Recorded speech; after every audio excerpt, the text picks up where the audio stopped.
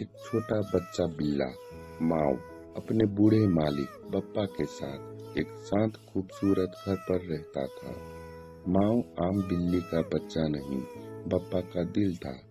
बप्पा ने घर पर पंछी और मछली पाली थी और सबका देखभाल करते थे।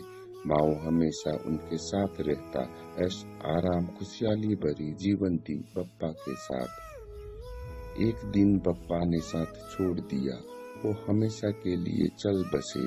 माओ समझ गया और टूट गया। माओ की जिंदगी अब बदल गई। घर सूना और डरावना लगने लगा। माओ को कुछ समझ नहीं आ रहा, अब वो कैसे क्या करे। बप्पा की याद में माओ की जिंदगी जैसे खत्म हो गई हो। अगले दिन सुबह आंगन में बैठे माओ कुछ सोच में था। एक चिड़िया आई, उसकी उदास आंखों में माओ को बप्पा की याद आई और एक हल्की हवा के झोंके का स्पर्श महसूस हुआ। माओ मुस्कुराया जैसे उसको कुछ समझ आया हो। फिर माओ पंछियों को दाना डालने लगा। फिर माओ कमरे में गया जहाँ मछली थी। माओ कुर्सी में खड़ा होकर मछली को प्यार से हाथ लगाया जैसे बप्पा करते थे। मछलियाँ भी खुशी से तेज हो गई जैसे बप्पा के आने पर खुश होती थी।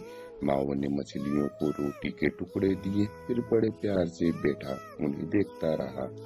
माओ बप्पा की तरह इंसान नहीं था, ना ही उसके पास वैसे हाथ थे, पर उसके पास वही दिल था।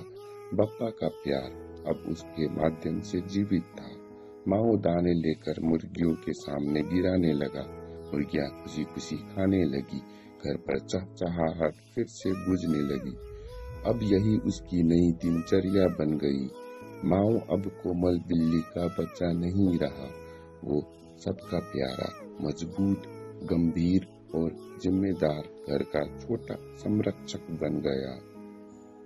कहानी की शिक्षा: प्यार अमर होता है, रूप बदलता है।